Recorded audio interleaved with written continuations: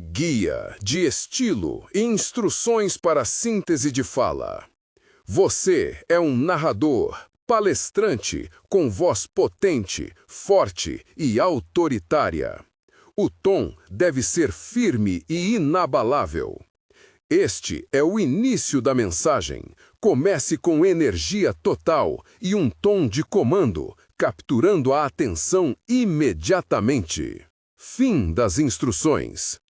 The fate of a vice presidency is seldom decided on a single night, yet on a September evening in 1946, the threads that would snap Henry A. Wallace from the center of American liberalism began to pull taut.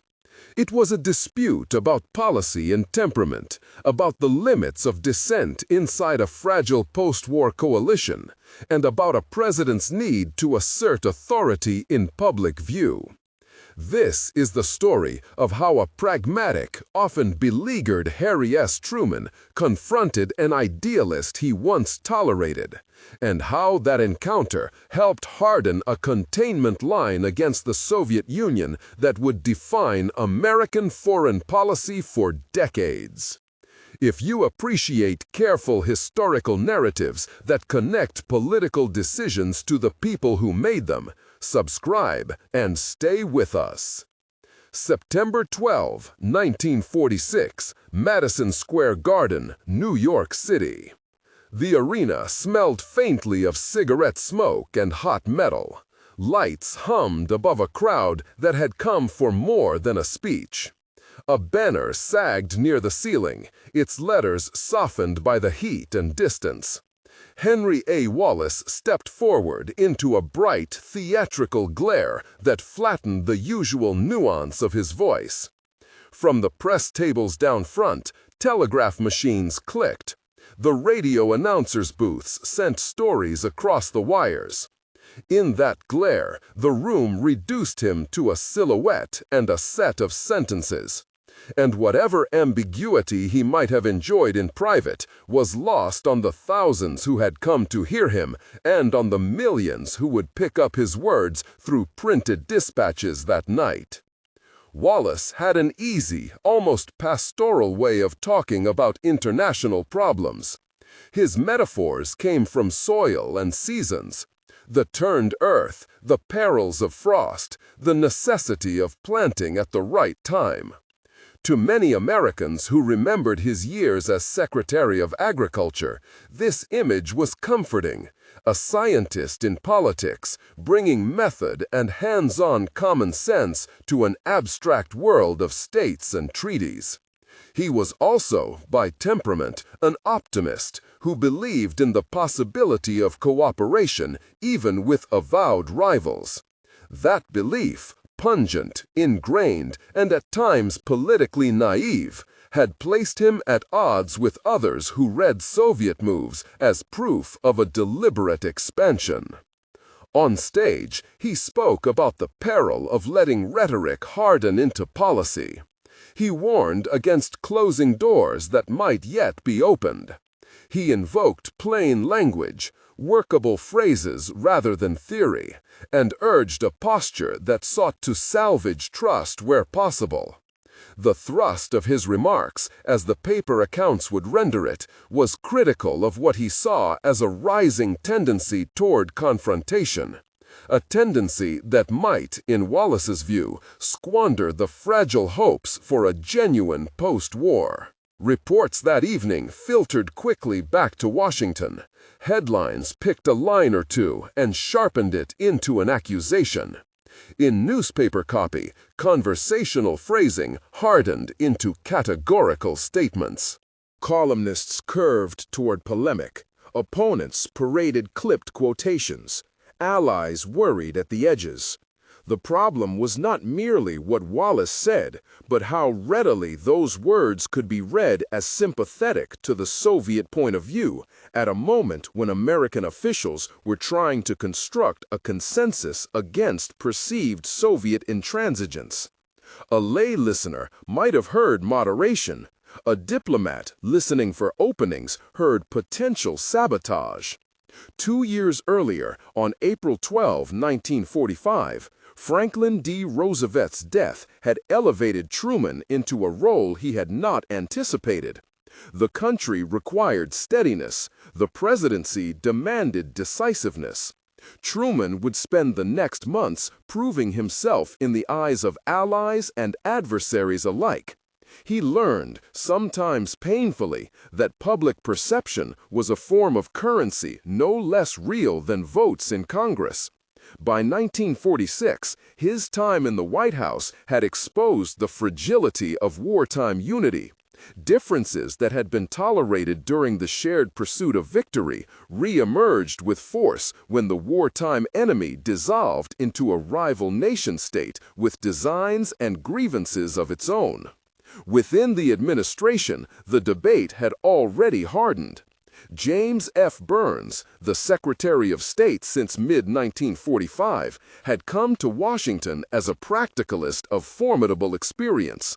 He had negotiated, cajoled, and at times bluffed his way through conference rooms in Europe and had an instinct for presenting a disciplined American front at bargaining tables.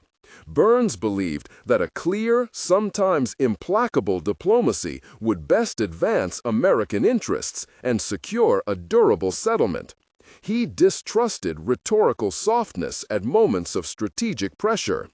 George F. Kennan, the diplomat and analyst whose writings and, earlier that year, the lengthy cable to Washington would help shape the intellectual scaffolding for containment, had argued that Soviet behavior was driven by a logic that would not be appeased by mere conciliation. Kennan's assessment was analytical and patient. It called for a long-term policy of steady opposition at key points, rather than sporadic, rash responses. Those who read Kennan's analysis saw the necessity of a coordinated policy, of unity among American voices. To them, Wallace's public moderation risked confusing allies and emboldening opponents. Across the Atlantic, Vyacheslav Molotov's rhetoric and Soviet political maneuvers had produced anxieties in capitals from Paris to Prague. The Soviet foreign minister used negotiation rooms to press boundaries and exploited fissures in American consensus where he found them. In that environment, ambiguity from Washington was an opportunity the Soviets were quick to notice. A single untethered statement on American soil could be amplified by Moscow into a sign of weakness. Back in the White House, Truman read the files like a man who felt the weight of history at his shoulder. He read dispatches, memos, and the clipped wire reports that arrived under the fixed light of his desk lamp. There was a particular quality to the papers the president preferred: concise summaries, recommendations that ended in action. He kept his attention on practical outcomes.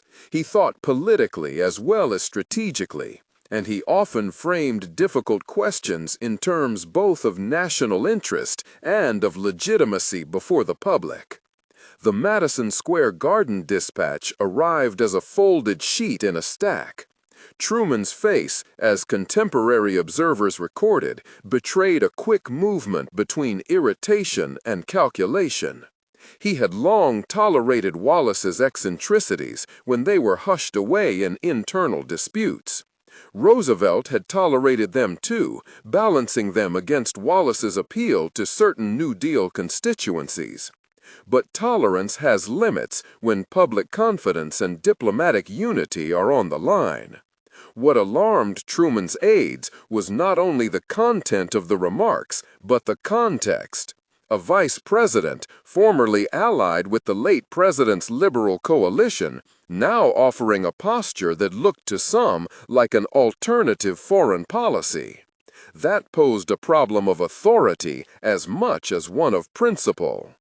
Within the West Wing, advisors clustered in low-lit corridors and small rooms. Clark Clifford, then a young lawyer on Truman's staff, understood the political volatility.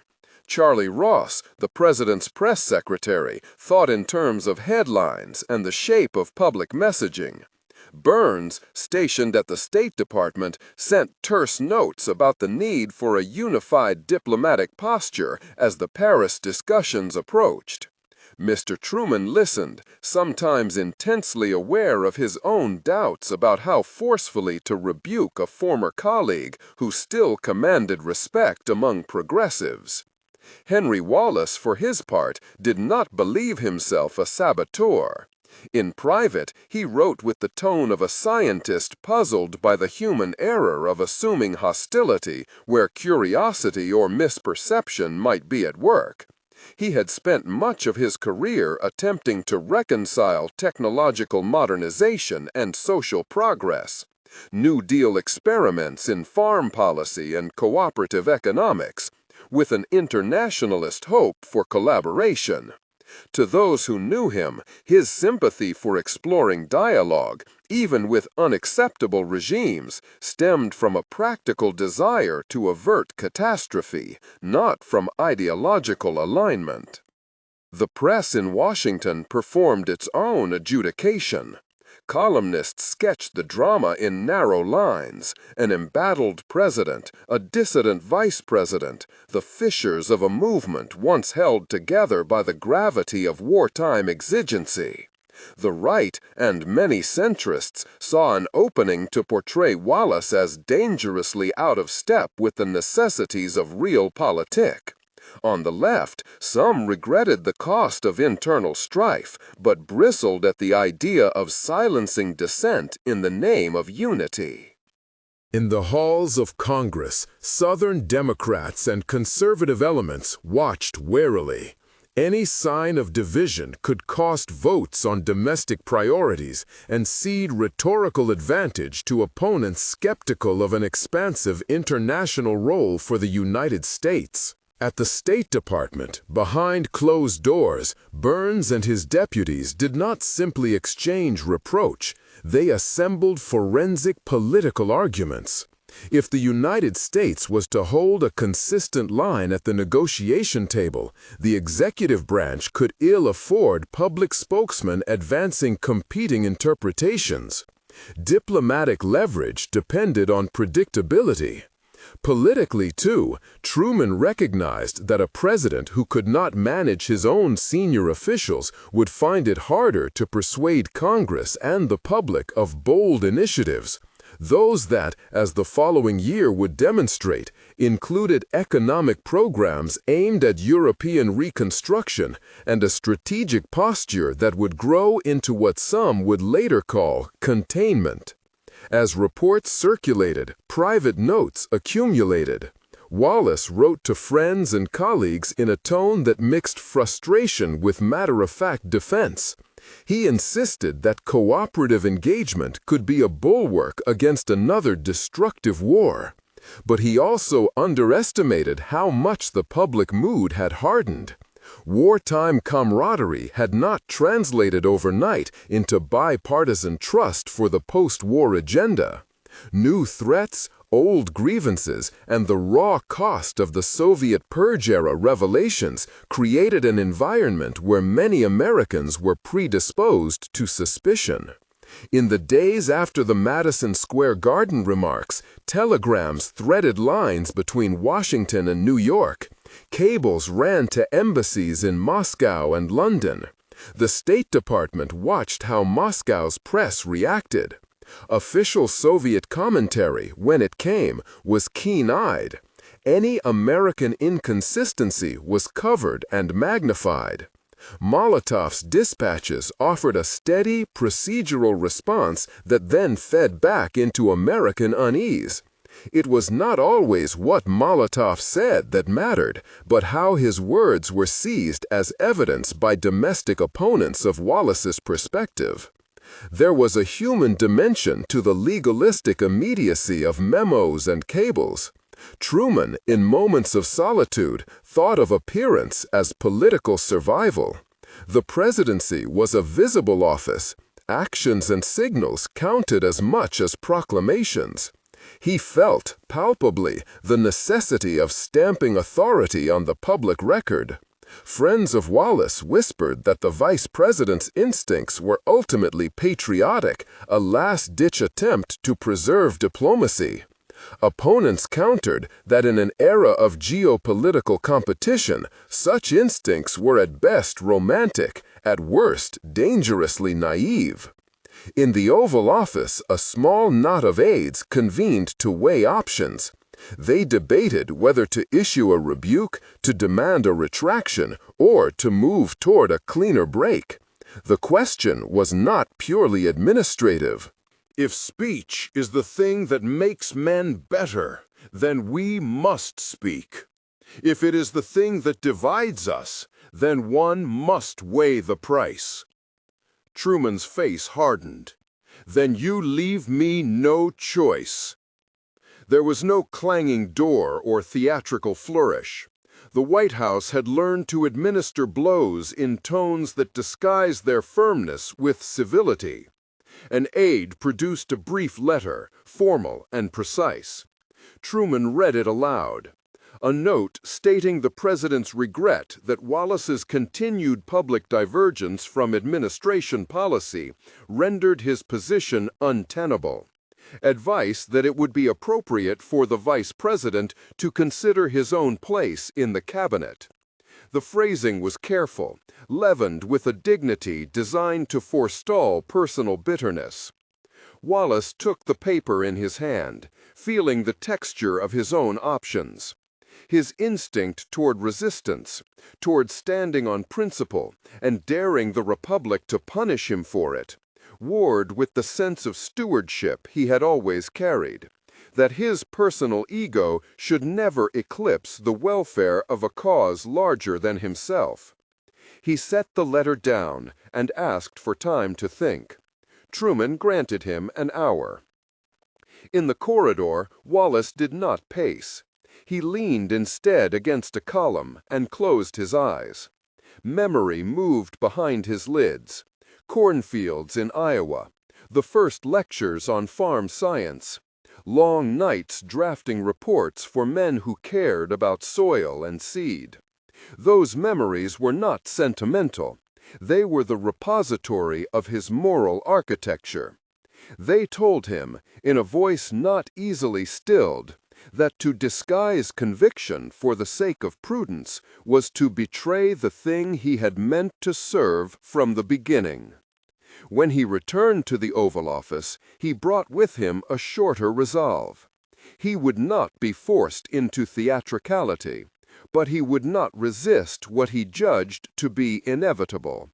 He would not resign in a fury. He would depart with a measure of dignity, attempting in his final words to shape the record rather than have others shape it for him. "Mr. President," he said, "I will submit a resignation that leaves no doubt as to my convictions. I will not be the cause of a rupture in the public trust, but I must make my final statements in my own voice."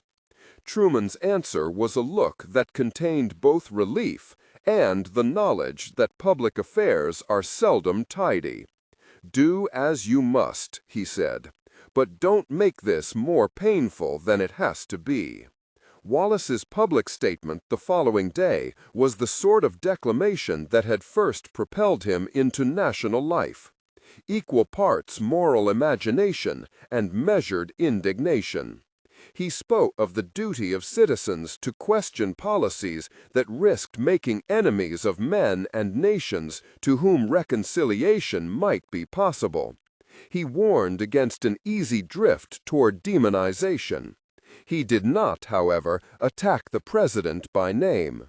He framed his exit as an act of conscience and of fidelity to the broader democratic experiment.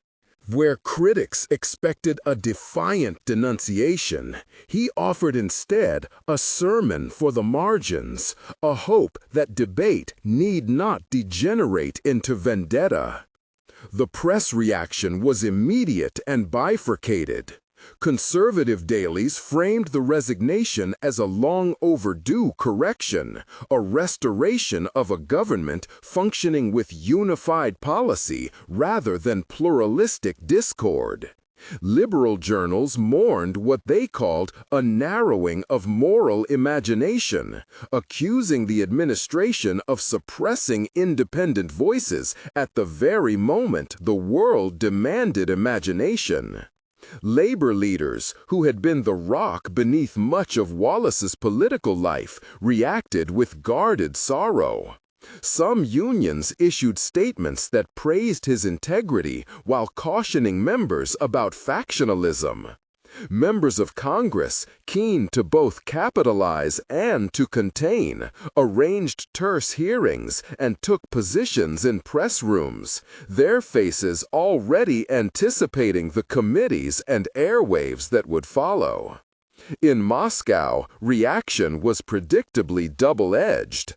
The Soviet press, which had been quick to seize upon Wallace as an emblem of American divisions, now depicted the resignation as proof of a belated American submission to reality.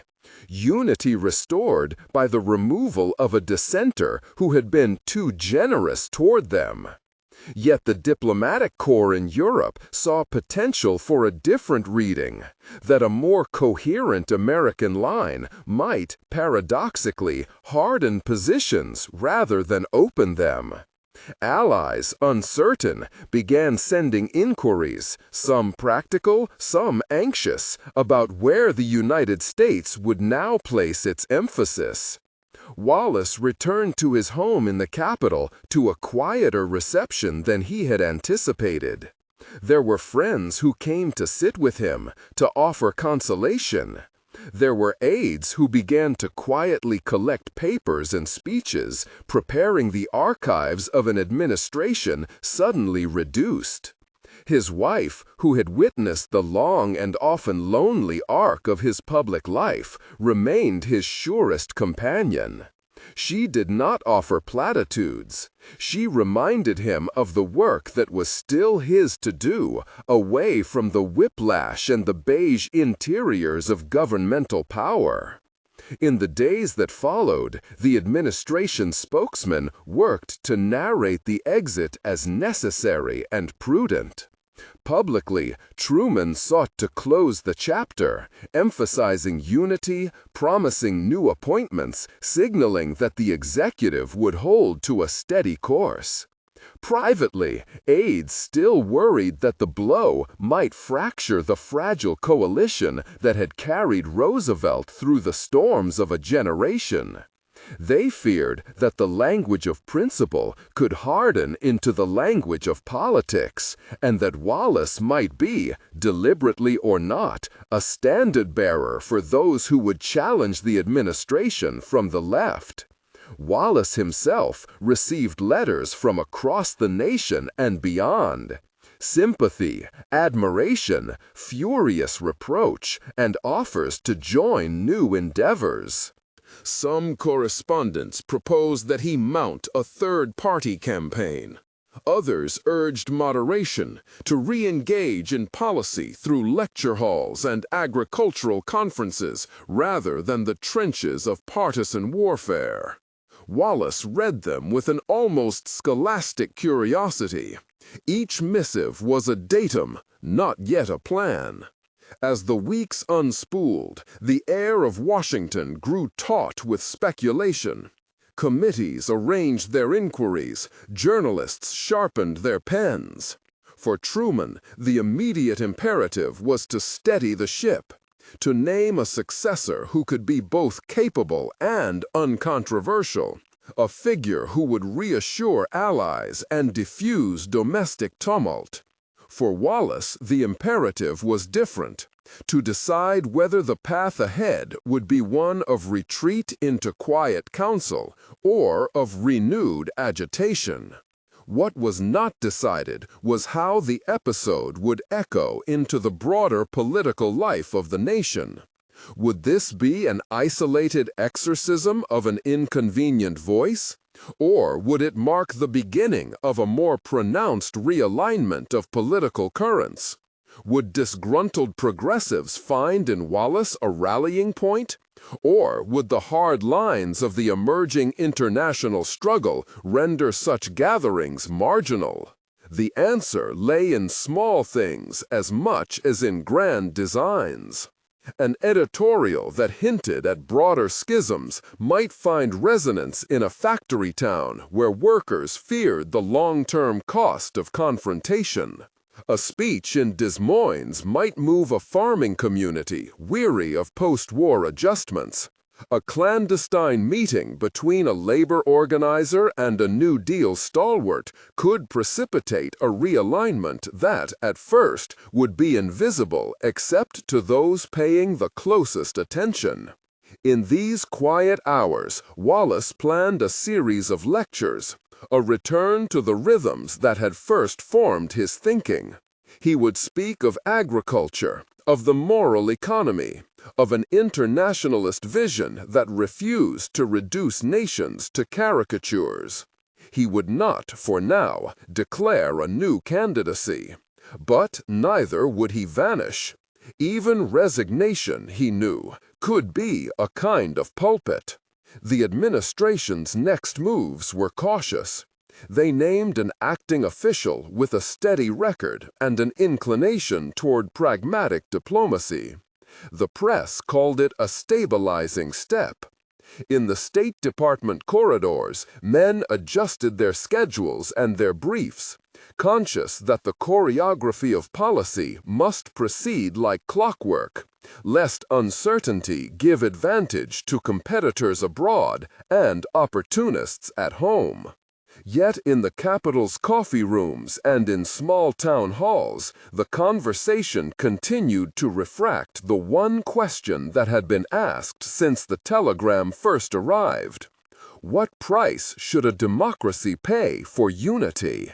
And who, in the end, would determine whether conscience or calculation took precedence? By late autumn, the foliage on the Mall had browned, and the city's movements had the slowness of a season moving inward. The Ents had the slowness of a season moving inward. The car hummed its steady rhythm, and Wallace let the noise become a kind of punctuation. He read the faces in windows as the vehicle passed, women at tea, a man bent over a ledger, two boys huddled beneath a stoop light, and thought of the litany of small labors that made a republic bearable. His public life, he told himself, would be measured by whether it restored that ordinary dignity, not by whether it won headlines. At the office on Massachusetts Avenue, a handful of aides had stayed late. They were younger men and a woman who had handled his correspondence, the letters that did not fit neatly into partisan boxes. Notes from teachers in Nebraska, a telegram from a dock worker in Baltimore, a short, laconic line from a minister in Iowa who wrote only, "Keep to the Ark of Mercy." They handed over the day's mail and the clipping file. The headlines were as expected, some kind, some venomous. A wire service story called him an at-large conscience, which might have been praise in a different age. Another paper used the portrait to sketch him as an odd relic. "There's a request to speak at the Farmers' Cooperative," one aide said, placing a yellowed invitation on the desk. "They want you next month." He looked at the invitation the way one looks at an unfamiliar map. "Except," he said, "we must speak where the work is done." Late into the night he wrote. He did not write with the cadence of campaign copy, but with the slower obligation of someone trying to make language do honest work. He drafted an essay on exchange, economic, moral, human, arguing that peace required the architecture of daily reconciliation, trade that respected labor, aid that fostered self-sufficiency, diplomacy that listened as much as it asserted. He avoided the theatrical flourish that had once so charmed and infuriated commentators. The paragraphs were steady, granular. He cited the names of small towns and industries, the kinds of facts that resist the temptations of sweeping moralism. Word of his essay traveled quickly in the papers that still read such things. A few long columns treated it as a return to a humane republicanism of thought. Others read it as the opening of a new front. In a column with blistering irony, an editorialist wrote that Wallace's moral imagination would not keep factories running, and that his soft talk of cooperation risked ceding the field to those who kept their fingers on both power and dogma. The criticism was anticipated. Wallace read it without rancor, noting only the name of the editor and the constituency he commanded. Not all responses were hostile. In a smoky union hall in Ohio, the local chapter president clasped Wallace's hand as if in benediction and said, "I've read your piece twice. We are tired of being the afterthought." Outside, a woman farmer from a Missouri township spoke of seed shortages and the impossibility of making ends meet. He listened longer than he spoke, and when he did speak, it was to explain how international policy shaped the price she received for what she sowed. His allies were uneven. Old friends from the Roosevelt circle were at once sympathetic and wary. Some feared that his moral clarity would translate into political isolation. Younger intellectuals flocked to him as to an idea, drafting position papers and emulating his measured rhetoric.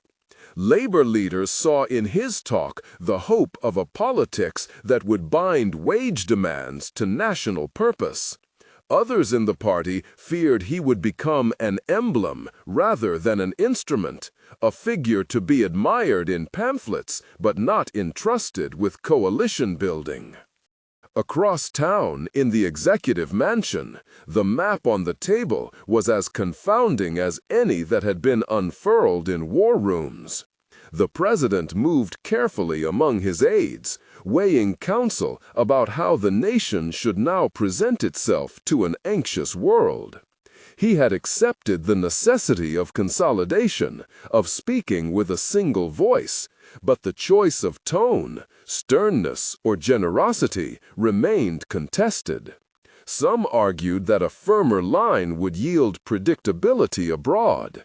Others feared that a hardness of posture would make negotiation impossible, and would harden domestic fear into permanent suspicion. One evening, a small group of advisors clustered in the cabinet room. They argued about the dispatch from the small European capital.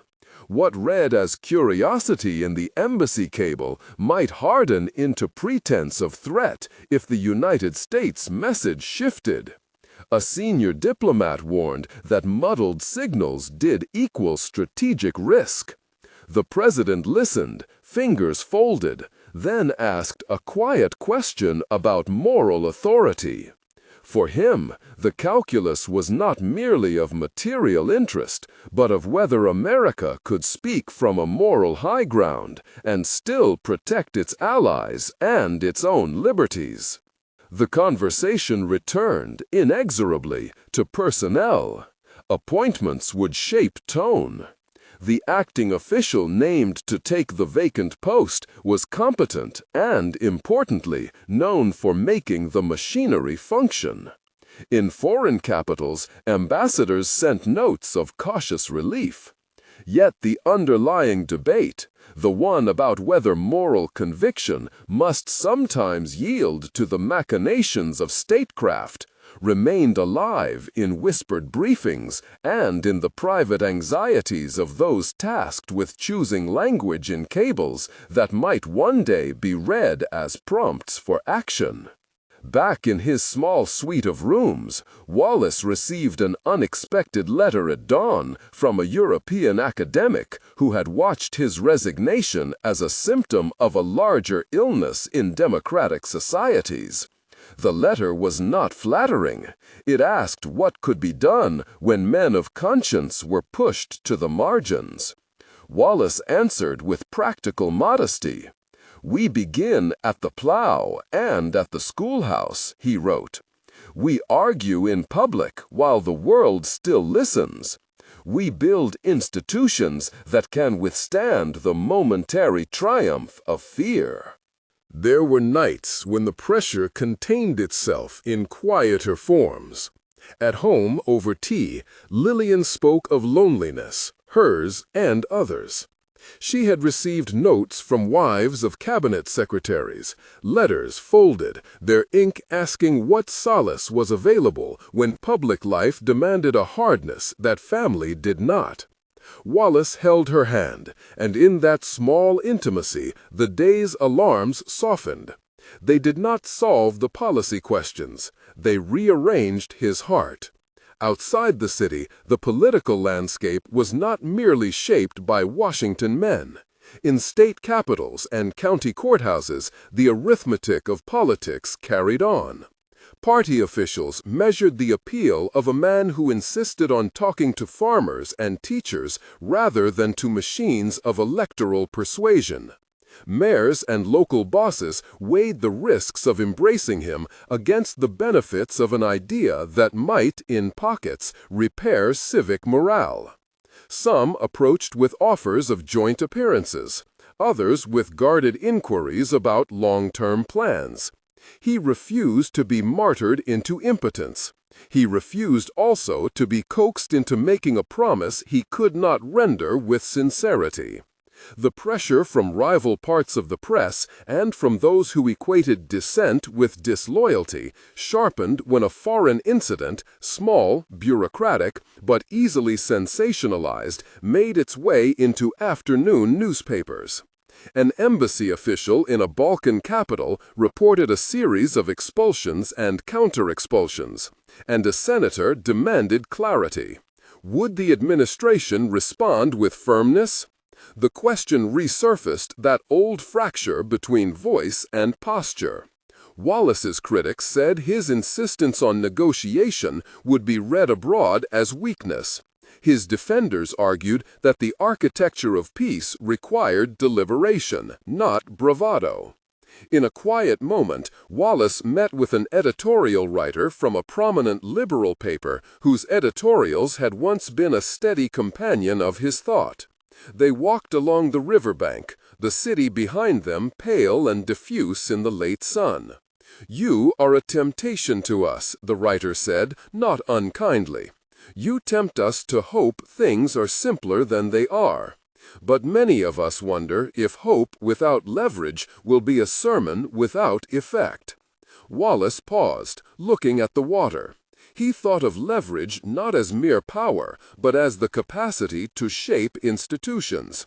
An institution, he believed, could be shaped toward justice if enough citizens understood its moral purpose.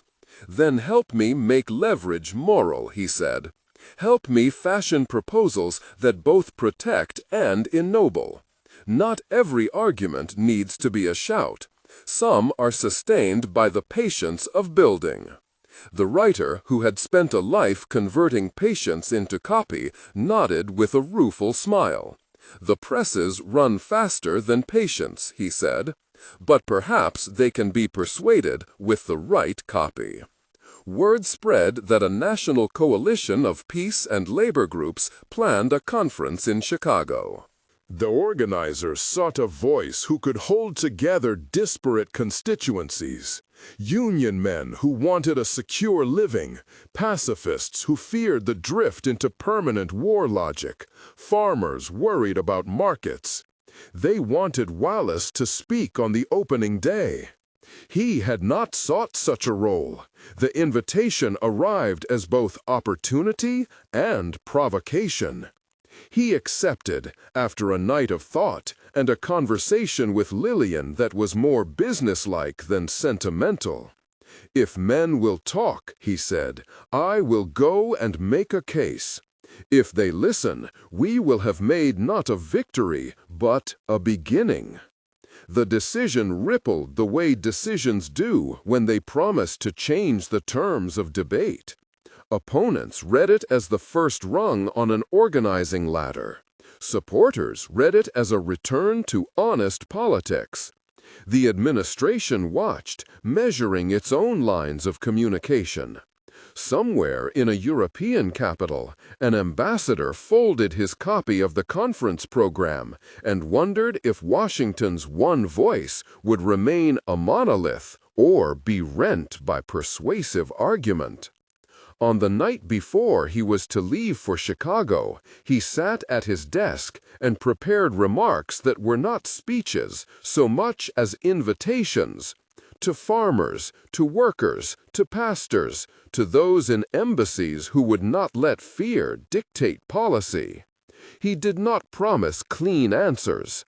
He admitted the cost of steadfastness, the readiness to be misread, the likelihood of being caricatured, the danger of having the language of hope become a kind of poetic oblivion. But he rehearsed lines that returned like a refrain. The work of democracy was the work of patient persuasion. When the carriage came at dawn to take him to the train, students lingered at the curb, some with paper in hand, some simply curious to see a public man who had chosen restraint over spectacle. He waved, not in haste, but in recognition of the small fact of human coming and going. The city, waking, answered with its ordinary dissonance. Trolley bells, a farmer on his way to market, a newspaper man hailing a cab. Wallace stepped into the carriage and settled again into the steadiness he had learned to prefer. As the train pulled out of the station, the outline of the Capitol receded. Men in power would continue to weigh options in closed rooms.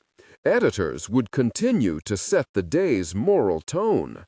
But there was a different kind of arithmetic at work in the carriage quiet.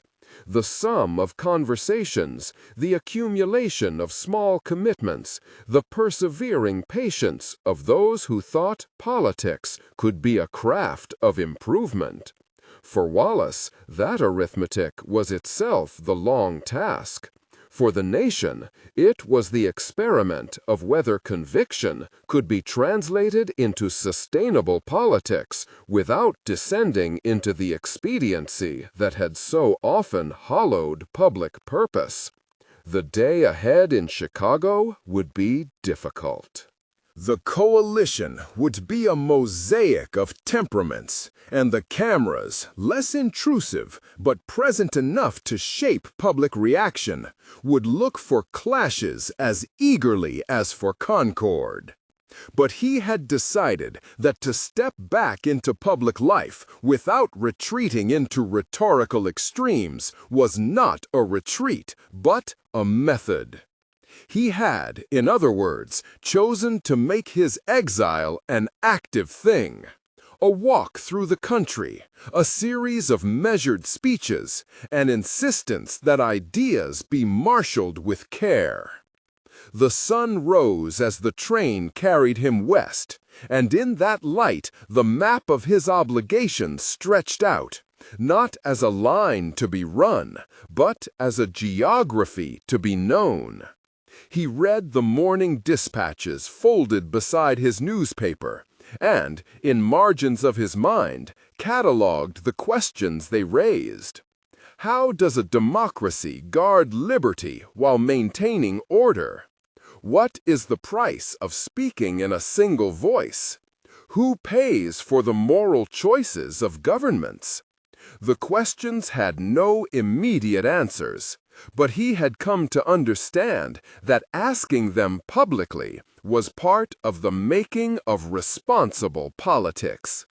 He folded his hands on his knee and watched the fields pass.